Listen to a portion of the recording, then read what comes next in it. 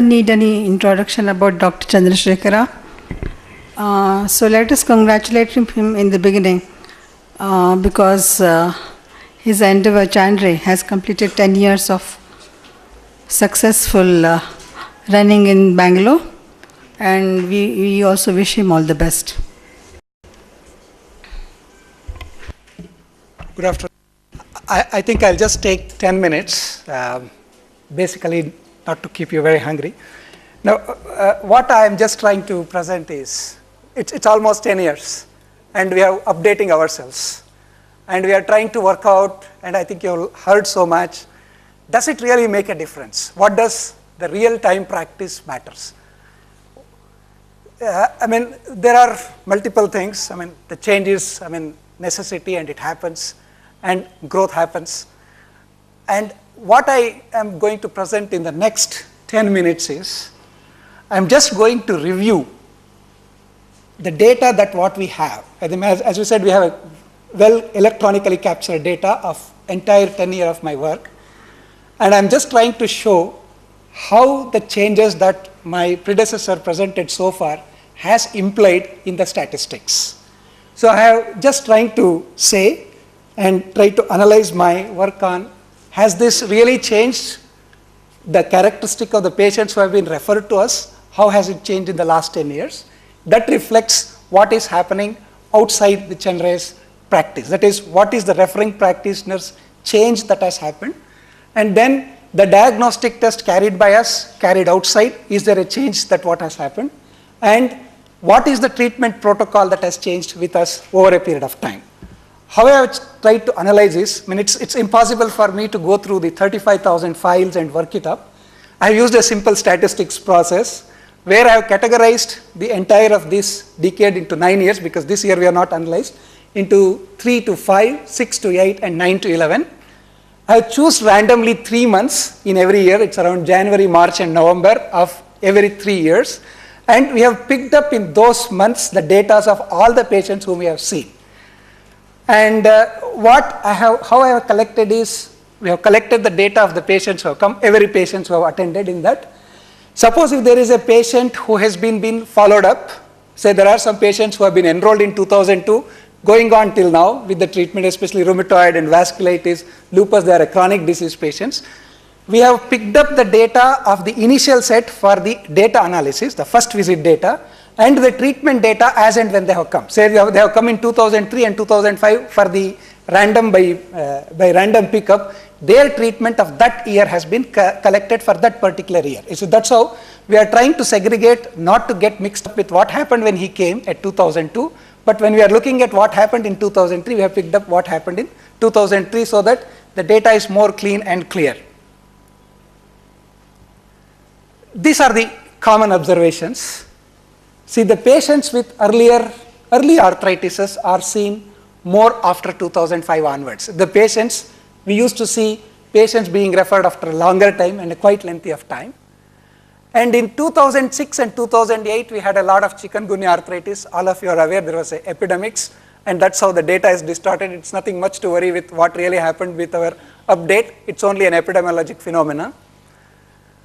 And the proportion of RA, SLE, vasculitis, and other connective tissue disease which is referred to us, there was no change in the proportion. In a sense, the ratio of these patients referred are constant. The number has increased. In a sense, absolute number of RA patients seen at that particular year is little higher than that. The basic reason is number of consultants have increased, the number of awareness has increased, the patient reference number has increased. And barring that, the rise in absolute number doesn't reflect anything over this particular point of time. This is a very interesting observation that I wanted you to share with. See, if you see the average duration of disease of the reference, that has gradually reduced. It was 4.2 between 2003 to 5, it was 2.5, and currently it is 2 years. This indicates that there is an increased awareness amongst the primary referring doctors in picking up the diagnosis and wanting it to be referred to a tertiary center so that much better treatment and schedules are obtained. The patient's mean reporting duration to the center in terms of month is also been reduced gradually. that is 23 months, 15 months, and 9.5 months. There is a gradual reduction in the mean duration of reference time. And the number of patients presenting with permanent deformities have also been significantly reduced over a period of time. And the number of patients who have been treated with DMR when they were referred across to us. In a sense, patients who are not exposed to any disease-modifying anti-rheumatic drugs, it was on the lesser sides. That was around 13% in the earlier first 3 years. It rose to 35. Of late, 65% of the patients who are referred across have been exposed either to hydroxychloroquine, methotrexate, leflunomide, or one or another disease-modifying anti-rheumatic drug much before they approach the tertiary referral center. In a sense, what it suggests is there is a increased awareness among the primary referring physicians that DMR should be used. It should be used and it should be introduced, and it should be referred when it is required. And the patient's awareness also has increased to approach an early treatment with reference to rheumatoid arthritis. And another interesting thing is usually the joint replacement. The joint replacement, how many patients went into joint replacement? Because basically in rheumatoid arthritis and these arthritis, we take joint replacement as one of the damage that has been occurred because of the disease process. See, the overall number of patients needing replacement of a joint has proportionately reduced. In a sense, what we recommended for a knee replacement has come down. But what was surprising was the joint replacement was 2% all throughout the years. In a sense, the number of joint replaced was 2%. Probably, I'm not really sure why there is an increase. Probably the number of replacements suggested or have increased, or the number of population would like to go for replacement are more. Though the damage has not happened, probably there is an early replacement because patient wish to go through that. So there is an increased utilization of the replacement, but though not, the patient's need for replacement has come down. When it comes to the test, the anti-CCP real rise came in the middle third years, as well as in the later 3 years. Though test was available, importance was not clear for us also. We took a time for us to understand that is required, and we slowly introduced and we started using it somewhere from 2006 onwards. The patient workup of anti-CCP gradually increased over the years. The number of patients who were tested, it was 15% of the patients, and we performed, this is the first 3 years, and 36% in 2006 to 2008, and in the 2009 to 11, it was only 25%. Why is the drop of 25%? It's basically because the patient by the time referred to our center had already anti-CCP tested. So in essence, what the data I'm giving is the anti-CCP test done in our center. By the time the patient was referred in 2006-8, quite a good number of patients were not tested for anti-CCP, suspicious of rheumatoid arthritis. We were forced to go for an anti-CCP test. But in the last 3 years, the anti-CCP test was already with the patient. There is nothing more to repeat it. Patient has a typical of rheumatoid arthritis symptom, anti-CCP positive. We were straight away moving on to the treatment. So that's how there is a small drop. The drop is not because we are not using it. It's because it's been also used at the periphery in a much more higher frequency than it used to happen earlier. When it comes to the ankylosing spondylitis, see here, the two things are interesting. The number of patients who were already diagnosed as ankylosing spondylitis and referred. I looked into this particular perspective to figure out the appreciation of the diagnosis at the periphery much before it is referred. There is a gradual increase, 40, 47, and 62. Many patients were referred already with a label of diagnosis of ankylosing spondylitis. In a sense, the reference letter used to note like, patient has a backache, evaluate. That was to be more, and of late, patient has ankylosing spondylitis, sacroiliitis on either side for further treatment and management. In a sense, the appreciation of the diagnosis has improved over the periphery over a period of time. The number of patients requiring hip replacement, less than 40, has substantially come down. It was 7% and slowly it has come down to 3%. It stabilized at 3%, where 3% of our ankylosing spondylitis patients needed hip replacement. So when it comes to other connective tissue disease, not much changes I could see over a period of time, except that the Sjogren's syndrome being labeled as RA was constant. It's around 70% of Sjogren's syndrome are still labeled as rheumatoid arthritis and sent across. And probably it is because of the subtle skin lesions, dry eye, mouth, which was, and also test ANA was not requested because it was not suspicious about that. And however, the most critical is the referral time has significantly reduced. Even for these patients, the referral time which was 1.5 has come down to 6 months and 3 months in the 6 months in the last 2 years. So there is a early recognition of these tests over the peripheral practice. When it comes to treatment of RA, it has significantly changed. I mean, this is very interesting. I was also surprised.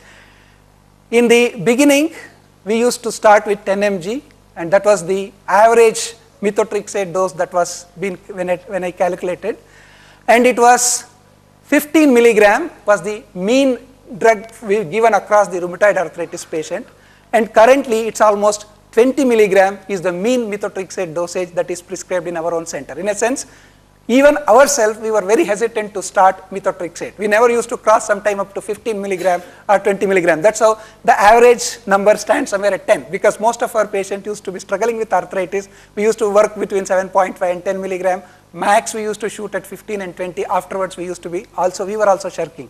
But over the period of time, we realized, and the literature poured out to say that 15 is not the right dose. You need to escalate faster. The current recommendation is start at 10 milligrams or 7.5 milligram, escalate 5 milligram every second week, looking for the adverse reaction, go to the peak tolerable dose or peak best dose where patient responds. That's the current indications. Probably those are the things which has made us to increase ourselves. A dose which used to be mean like 10 to up to the 20 milligrams. Leflunomide we used in only 5% of patients, slowly increased to 25% of the patients over a period of time. And even the combinations were also slowly increased. That was 0.01%, 15%, whereas in the recent year 20% of our patients have combination of methotrexate and leflunomide. This is the confidence over the combination increased over a period of time for us to increase these combinations. When it comes to biologics, I think you might have heard those biologics so much. Has it really, are we really using that? So you could see the way the change has happened.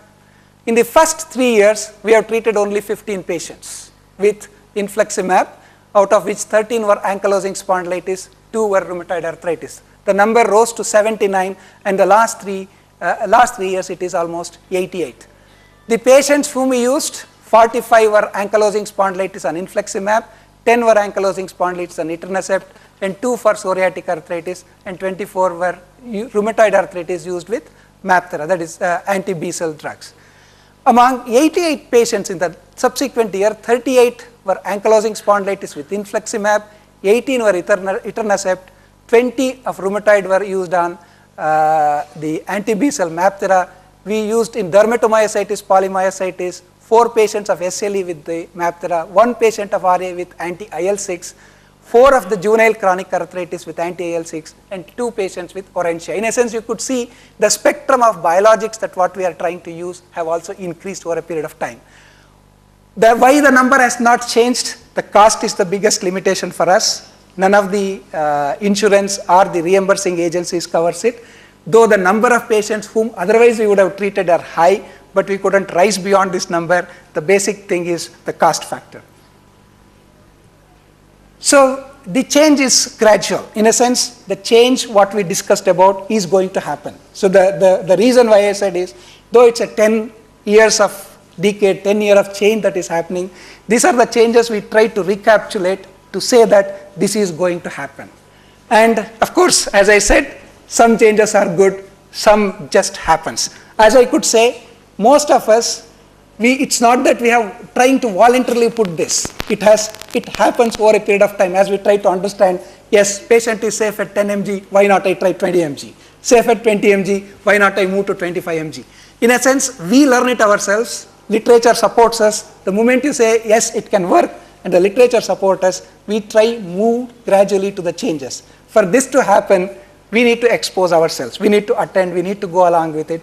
So for that is the reason what we thought is, actually it's always not possible for everyone to come across, sit across and read. We have organized some websites.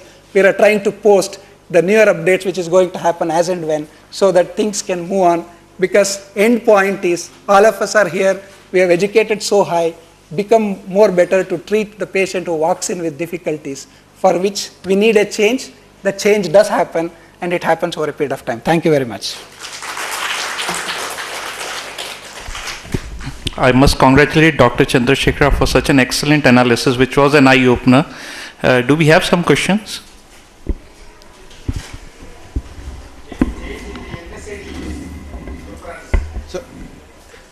Sorry. Sir, I have two questions. You have got a very large pool of patients followed up for a long period of 10 years. In your experience, you have used a lot of analgesics, a lot of these disease-modifying agents, methotrexate, cyclophosphamide, infliximab, so many things. And how many occasions there were major adverse effects which required stoppage of medicine, like major things like perforation, a major bone marrow suppression, major events in the form of side effects? That is one question. And another is, say, a patient who requires a knee joint replacement or a hip joint replacement in a patient with rheumatoid arthritis versus osteoarthritis, the surgery results, is it poorer in rheumatoid arthritis compared with osteoarthritis? Yeah, I think I'll ask all the three questions. See, regarding NSAIDs, we have not found much changes from our perspective. In a sense, the way we are using NSAIDs has not changed. We switched over to COX-2 inhibitor and those group of drugs along with naproxen and those group of drugs. And what I could see is there was not much of significant changes. So that's why I didn't present that particular data here. So we have not seen much huge change when it comes to NSAID usages. Regarding the complications, yes, we do have faced all the explained complications in the textbooks as well as with reference to the respective drugs. With leflunomide, we have found acute hepatic hepatitis, which required an admission, required almost a sort of near-death experience, and we have brought in. We have lost one patient for a severe hepatic suppression secondary to leflunomide that happened because of the loading dose. And if you remember, the lesson learned is we have stopped using loading dose. We are not anymore using the loading dose. Earlier, we used to give 100 milligram 3 days, and subsequently we used to go for 10 to 20 milligram of maintenance dose. That's been discontinued because most of us got scared with those kind of episodes that happened. With reference to methotrexate, I have a hepatitis, severe oral ulcer, either because of accidental everyday ingestion of methotrexate, pneumonitis secondary to methotrexate, and severe thrombocytopenia secondary to methotrexate, permanent aplastic anemia secondary to azathioprine. And with biologics, since we are screening as a practice for tuberculosis, the incidence of secondary tuberculosis we have not really seen, except one patient where, in spite Monto test being positive, being put on infliximab, within second dose patient developed tuberculosis. But I'll tell you there is something more on that. The patient came back to say that, give me the same drug, I don't mind dying out of tuberculosis, I don't want this pain. So finally, at that time, this was in 2007 when we started utilizing actually. So at that time I had to put him on an anti-tubercular drug for some time and then continue him with anti-TNF. Probably I switched over from the infliximab to etanercept, which is little more lesser or subtle when it comes to immunosuppression. So in a sense, we have faced almost all the complications. It's almost more than 18 years I am working in rheumatology here across. And we have faced all the complications, but there's still more complication which we might have not faced. The new things may come over a period of time. Oh, sorry. Yeah, with reference to joint replacement, there is a very interesting article which has just come. It's been very clearly mentioned that the joint replacement, the patients of osteoarthritis do 10 times better than rheumatoid arthritis patient. There are two reasons why it is. The reason is, in an osteoarthritis patient, it's only the knee which are bad mechanically, whereas in rheumatoid arthritis, it's not just the knee. the other joints are also already in a wrong state. And second point is, since the patients are on disease-modifying anti-rheumatic drugs, steroids, associated osteoporosis being present, the joint fixing, replacing, aligning becomes a challenge to the surgeon. So that results in the failure of the joint replacements.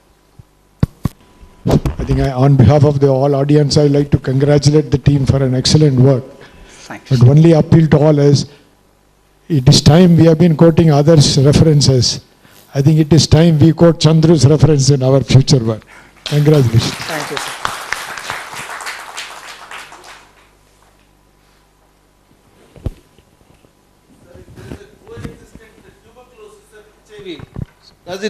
Does it become a big problem in managing these patients with arthritis? Certainly. And how do you manage them? Giving immunosuppressives, steroids, your hands are tied. See, with reference to HIV, currently, say HIV with rheumatoid arthritis, fortunately rheumatoid becomes a little more mild and mild. The current recommendation when the patient has an HIV is you can use methotrexate, you can use leflunomide in a dose which is lesser than what otherwise currently recommended. And other thing is that they should be very closely monitored. So that's one of the argument from some of the group who don't like HIV being screened as a routine in any patient who walks in. They say that anyway you're not going to make a big change in the treatment, why do you want to screen for HIV with that patients? But presently they all have come back to some sort of a consensus that before adding any of these drugs, it is best to screen for HIV. When it comes to tuberculosis, normally if the patient has a tuberculosis, we tend to avoid higher end immunosuppressants. We tend to avoid the drugs which also are hepatotoxic. The reason is most of the anti-tubercular drugs are hepatotoxic. 3 drugs which we normally use are all hepatotoxic. Adding to that methotrexate and leflunomide, we are pushing the liver too much. We normally try to pull out methotrexate, pull out leflunomide, use other alternatives like preferably dipenicillamine or azathioprine or those other set of drugs. But biologics, current recommendation is until you treat the tuberculosis, active tuberculosis, it is not recommended to use biologics because they suppress immune system more severe and much more severe than expected. Well, if there are no more questions, thank you, Dr. Chandrasekhar, for showing such encouraging trends in the treatment of rheumatology. I hope it still improves.